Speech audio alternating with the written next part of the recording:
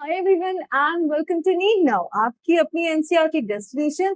बात कर रहे हैं हम ह्यूमन फिजियोलॉजी की, breathing and exchange of gases, जिसमें हम लोगों ने ह्यूमन रेस्पिरेटरी सिस्टम की फंक्शनिंग देखनी है, फंक्शनिंग समझनी है। इससे पहले के जो टॉपिक्स हैं आपके एनसीईआरटी के, वी हैव ऑलरेडी कवर्ड दोस। अगर आपसे मिस हो गए हैं यहाँ पे लिंक्स हैं, आप चेक कर सकते हैं। Okay, now coming to the part functioning. Human respiratory system actually मैं आपको पहले समझा चुकी हूँ लंग्स वगैरह की साइड से कि लंग्स कैसे दिखते हैं, क्या उनका पूरा स्ट्रक्चर है। वी कैन सी कि एनाटॉमी जो है वो पार्ट मैंने कवर करवा दिया था पिछले लेक्चर में। आज जो हम देखेंगे, वो अभी जो हम देखेंगे, that is going to be on the function part की होता क्या है। अब हमने ये तो समझ लिया कि एयर भी कहाँ से आ रही है, वो मैंने आपको एक फ्लो चार्ट के थ्रू समझा दिया था।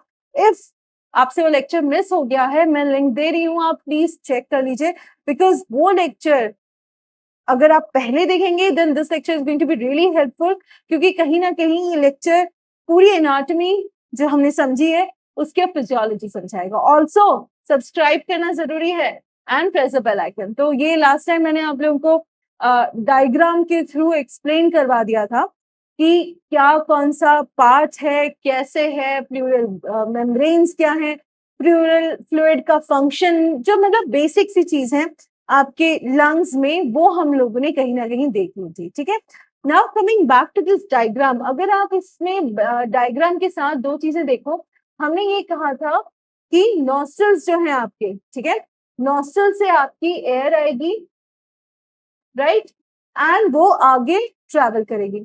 अब ये जो नॉस्ट्रल से एयर आ रही है, सी वन मोर थिंग, एक चीज याद रखनी है, वी नेवर इनहेल ऑक्सीजन। हम ऑक्सीजन इनहेल नहीं करते हैं, हम वो एयर इनहेल करते हैं जिसमें ऑक्सीजन की क्वांटिटी कंपैरेटिवली ज्यादा है। We do not inhale direct oxygen. हमारे एटमॉस्फेयर में सिर्फ ऑक्सीजन थोड़ी है, 78% तो नाइट्रोजन ही है। सो हम एटमॉस्फेरिक एयर इनहेल करते हैं। ठीक है, तो जब आप एटमॉस्फेरिक एयर इनहेल करते हो नॉस्ट्रल से होते हुए, जो मैंने कहा था उसका एक रास्ता है कि वो नेजल चेम्बर में आएगी पैसेज के थ्रू, देन फेरिंग्स, लैरिंग्स, सब कुछ हमने बात की थी। तो जो आपके टर्मिनल ब्रोंकियोल्स तक रास्ता है, कहाँ से, नॉस्ट्रल से लेके टर्मिनल ब्रोंकियोल्स,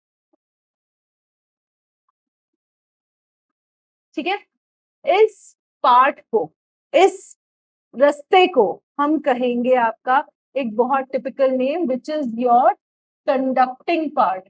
कौन सा पार्ट कहेंगे बच्चे, कंडक्टिंग पार्ट। ठीक है, यानी वो आपकी जो एयर है उसको कंडक्ट कर रहा है, so that is your conducting part. अब इसके आगे आपकी दो चीजें और हैं विच आर वेरी इंपॉर्टेंट, एक है आपके एल्वियोलाई और एक है आपके डक्ट्स। ठीक है, डक्ट्स के थ्रू चीजें आगे बढ़ेंगी। इस चीज को हम कहते हैं एक्सचेंजिंग पार्ट। क्या कहेंगे, एक्सचेंजिंग पार्ट।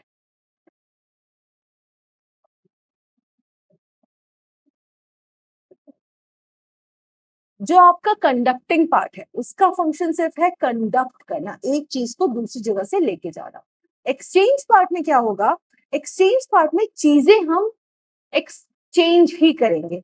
एक्सचेंजिंग पार्ट जो है वो आपका एल्वियोलाई या एल्वियोलस, एल्वियोलस सिंगुलर, एल्वियोलस वाले पार्ट पे आ जाएगा। ठीक है, वहां पे एक्चुअली आपका डिफ्यूजन होगा। क्या होगा, डिफ्यूजन होगा। किनके बीच में होगा, O2 एंड योर CO2। ठीक है, डिफ्यूजन किनके बीच में हो रहा है आपका, O2 ऑक्सीजन के बीच में और कार्बन डाइऑक्साइड के बीच में। सी बेसिक चीज ये है कि आपके एल्वियोलस के पास से कैपिलरी जाती है और वहां से ये जो डिफ्यूजन है वो होता है। डिटेल में मैं ये आपको पढ़ाऊंगी, तभी आप देखोगे कि कितना आसान है, कितना इजी है ये समझना। ठीक है, बहरहाल हमें दो पार्ट्स याद रखने हैं। One is your conducting part, जिसका काम सिर्फ ये है कि जो एटमॉस्फेरिक एयर आपने ब्रीदिंग की है उसको लेके जाना। वहां पे उसके आगे लंग्स में जो एल्वियोलाई हैं प्लस उनके डक्ट्स जो हैं, वो पार्ट फॉर्म करेगा आपका एक्सचेंजिंग पार्ट। सो ये दो पार्ट्स हैं जो आपके ह्यूमन रेस्पिरेटरी सिस्टम में बहुत इंपॉर्टेंटली आप कह सकते हो प्लेस्ड है, राइट। तो ये दोनों हो गए आपके nostrils, nose to nasal chamber, pharynx, larynx, trachea, bronchi, bronchioles, alveoli, and your ducts. These are going to form your exchanging, ठीक है, exchanging part of the system. अब अच्छा एक चीज आप मुझे बताइएगा, ठीक है, एक चीज अगर हम यहाँ पे देखें, ये लंग्स है, बट हमने जैसे पहले ही कहा कि बहुत इंपॉर्टेंट है, बहुत डेलिकेट है, तो हमें ये समझ में आ गया ये आपके रिब केज के अंदर है, जो ये इस तरीके से जंजीर की तरह दिख रहा है, this is your rib cage में जो रिब्स हैं आपकी, ठीक है, वो है। अब ये तो हो गई चलिए बात की, मतलब आपकी जो लंग्स हैं वो हैं, बट जो आपके लंग्स हैं उनके आगे पीछे भी कुछ इंपॉर्टेंट चीजें हैं। जैसे अगर मैं वेंट्रल चीज की बात करूं, ठीक है, वेंट्रल, ह्यूमंस में वेंट्रल इज दिस साइड, जिस तरफ आपका माउथ है, तो वेंट्रली आपकी आगे क्या प्रेजेंट है, स्टर्नम, क्या प्रेजेंट है बच्चा, स्टर्नम, ठीक है। डॉर्सल साइड की अगर मैं बात करूं, वहां पे हमारा क्या प्रेजेंट है, वर्टिब्रल कॉलम, ठीक है। वेंट्रल जो हमारा माउथ साइड होता है, डॉर्सल हमारा वो साइड होता है जो आपकी पीठ की तरफ है, ठीक है, ये हो गया डॉर्सल साइड। लैटरल साइड की अगर मैं बात करूं, लैटरल साइड आपके रिब्स हो जाएंगे, ठीक है, लैटरल साइड क्या हो जाएंगे, रिब्स हो जाएंगे, सो साइड से रिब्स हो गए। एंड लोअर साइड यानी कि ये वेंट्रल, डॉर्सल, लैटरल, और उसके बाद में जो आपकी नीचे की तरह है, ठीक है, लोअर साइड जो है क्या हो जाएगी आपकी, डायफ्राम, ठीक है। तो एक तरीके से अगर हम देखें तो एक कैविटी टाइप ऑफ स्ट्रक्चर बन गया है, आगे पीछे से है, साइड से है और नीचे से है, तो रफली हम एक तरीके से कैसे बना सकते हैं कि एक स्ट्रक्चर जैसा, एक चेम्बर जैसा है जिसके अंदर हमारे हाथ है। अच्छा ये चेम्बर मैं क्यों बता रही हूँ, हम लंग्स में अगर आपने नोटिस किया होगा जब आप ब्रीथ करते हो तो आपकी चेस्ट जो है वो राइज करती है, then it goes down, it rises and it goes down. तो ये जो राइजिंग और गोइंग डाउन है वो एक्चुअली आपकी जो थोरैसिक कैविटी है, इसको क्या कहेंगे हम, ये जो ये पूरा ये चारों मिलके बना रहे हैं, this is your thoracic cavity, और इसके अंदर आपके कौन प्लेस है, lungs, so that is also thoracic chamber, हम उनको पल्मोनरी कैविटी, पल्मोनरी चेम्बर भी कह सकते हैं। तो जब थोरैसिक कैविटी इंक्रीज करेगी तब आपको फील होता है कि आपकी चेस्ट राइज हो रही है, जब वो नीचे जाएगी तब आपको फील होगा कि वो नीचे जा रही है। सो इस तरीके से हम समझ सकते हैं कि व्हाट इज थोरैसिक कैविटी, ठीक है। थोरैसिक कैविटी के अंदर क्या है, आपके लंग्स, राइट। सो एक तरीके से अगर मुझे see we can not directly alter कि हमारी जो ब्रीदिंग है उसको हम डायरेक्टली ऑल्टर नहीं कर सकते हैं, बट जो हमारी थोरैसिक कैविटी है उसको हम थोड़ा सा, आप कह सकते हो कि थोड़ा सा मैनिपुलेट कर सकते हैं। अब क्योंकि लंग्स उनके अंदर हैं तो लंग्स की जो कैपेसिटी है या जो पल्मोनरी एक तरीके से कैपेबिलिटी है वो भी उसी की वजह से आपकी कहीं ना कहीं ऑल्टर हो पाएगी। सो मुझे अगर कोई चेंज करना है तो मुझे थोरैसिक कैविटी को ध्यान में रखना पड़ेगा, ठीक है। पल्मोनरी वॉल्यूम जो होती है, पल्मोनरी वॉल्यूम, इसमें हम कुछ नहीं कर सकते, we can not alter this, we can not change this, ये हमारे अंदर है ही नहीं, ठीक है। आप अपनी ब्रीदिंग नहीं रोक सकते अपने आप, ठीक है, जब तक एक्सटर्नल फोर्स ना लगे आप अपनी ब्रीदिंग नहीं रोक सकते हो। तो कुछ चीजें हैं जो हम कर सकते हैं, जो we can do, what if we want to alter something at the max, what we can do is हम अपनी थोरैसिक कैविटी, थोरैसिक चेम्बर को थोड़ा बहुत मैनेज कर सकते हैं, ठीक है। नाउ अब एक चीज हमको जो बहुत इंपॉर्टेंटली समझनी है, that is sorry that is your steps in respiration, ठीक है। अब ध्यान दीजिएगा क्योंकि हम स्टेप्स इन रेस्पिरेशन की बात कर रहे हैं, रेस्पिरेशन में सिर्फ ब्रीदिंग नहीं होगी, breathing is a part of respiration. Breathing क्या है, ब्रीदिंग मैंने आपको पहले भी बताया था कि जो ब्रीदिंग है ये सिर्फ और सिर्फ आपका फिजिकल प्रोसेस है ना, ये सिर्फ क्या है, आपका फिजिकल प्रोसेस है। This is a part of respiration, respiration is not equal to breathing. पर बच्चों को समझाने के लिए हम क्या देते हैं, अब आप बड़े हो गए आप समझ सकते हैं, राइट। सो यहाँ पे हमें ये समझना है कि जो आपकी ब्रीदिंग है वो आपके रेस्पिरेशन का एक हिस्सा है। तो जब मैं रेस्पिरेशन की बात कर रही हूँ तो इसके 5 स्टेप्स हैं, ठीक है। पहली है, जो आपकी पहली है दैट इज ब्रीदिंग और पल्मोनरी वेंटिलेशन। वेंटिलेशन क्या होती है? वेंटिलेशन यानी हवा का क्रॉस होना। ठीक है, आपने देखा होगा जो हमारे घर होते हैं, जो दरवाजे होते हैं, उनके ऊपर रोशनदान होते थे, ठीक है, खिड़की टाइप की छोटे छोटे से, उससे क्रॉस वेंटिलेशन होती थी। क्रॉस वेंटिलेशन यानी कि जो आपकी स्टेल एयर है वो बाहर चली जाएगी और जो फ्रेश एयर है वो अंदर चली आएगी। तो सेम कॉन्सेप्ट यहाँ पे भी है। ब्रीदिंग में क्या करते हैं एसेंशियली, ठीक है, हम आपकी ऑक्सीजन को क्या करेंगे, हम आपकी ऑक्सीजन को इनहेल करेंगे, ठीक है, और जो आपकी CO2 है इसको हम एक्सहेल करेंगे। ठीक है, inhalation of O2, exhalation of carbon dioxide, ये पहली स्टेप है। ठीक है, पहली स्टेप में सिर्फ इतना याद रखना है दैट इट इज ब्रीदिंग। ठीक है, अब ब्रीदिंग हो गई, सांस ले ली, कहाँ जाएगी, नेजल चेम्बर से होते हुए ये जाएगी आपके लंग्स में। अब लंग्स में क्या होगा, लंग्स में एक्चुअली आपका डिफ्यूजन, क्या होगा, डिफ्यूजन एल्वियोलाई में। ठीक है, डिफ्यूजन क्या होगा आपका, एल्वियोलाई में।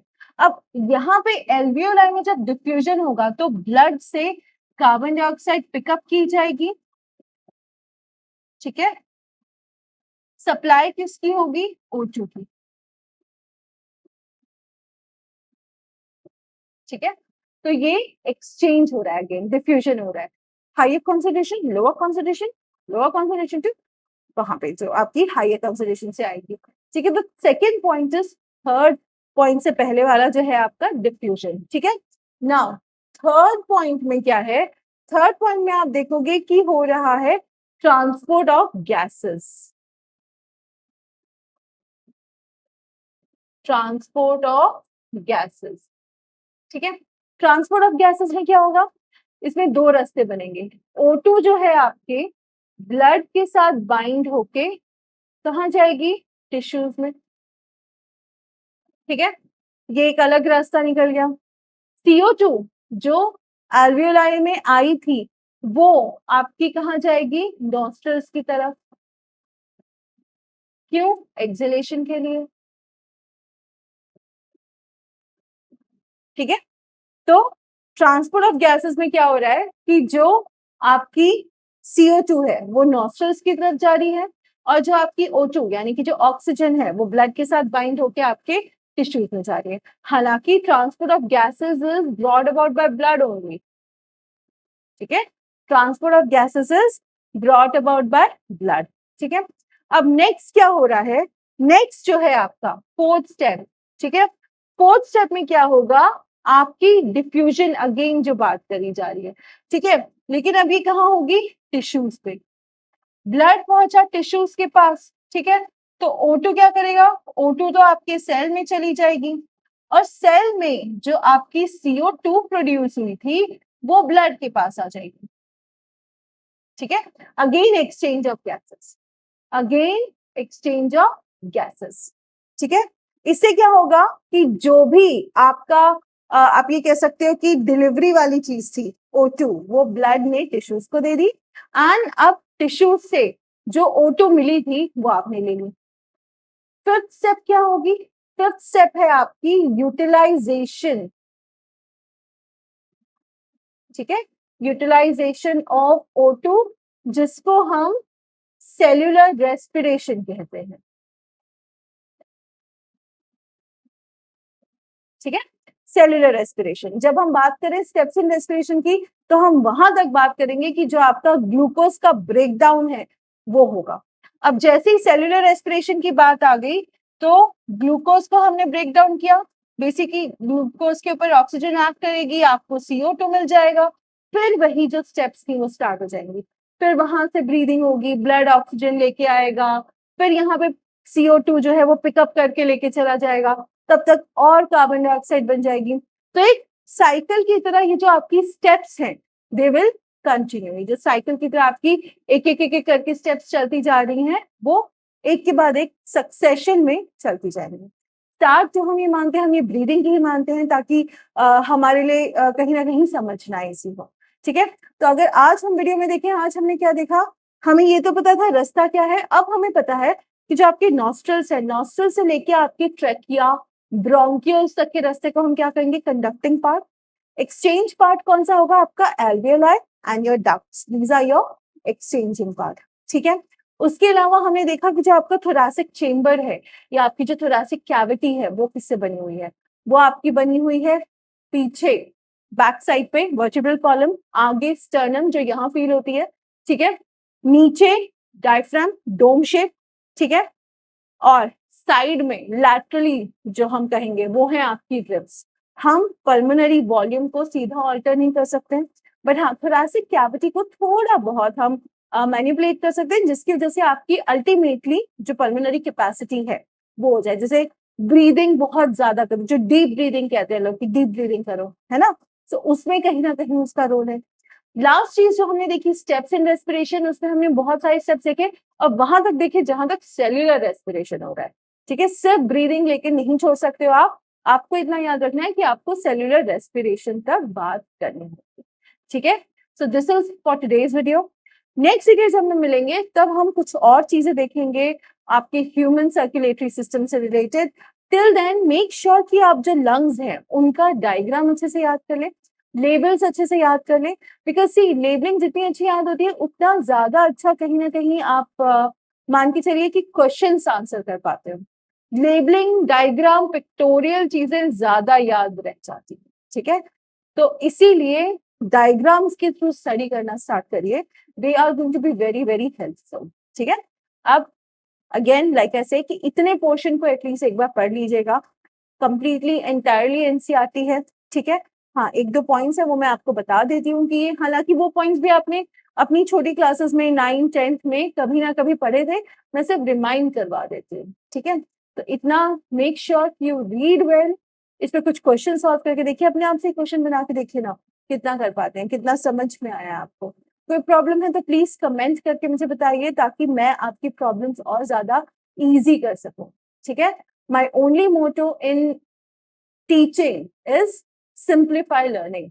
ठीक है, जो आपकी हेल्प है, जितनी ज्यादा मैं चीजें सिंप्लीफाई कर पाऊँ उतनी ज्यादा मेरी कोशिश होगी। ठीक है, so I'll see you soon in another video।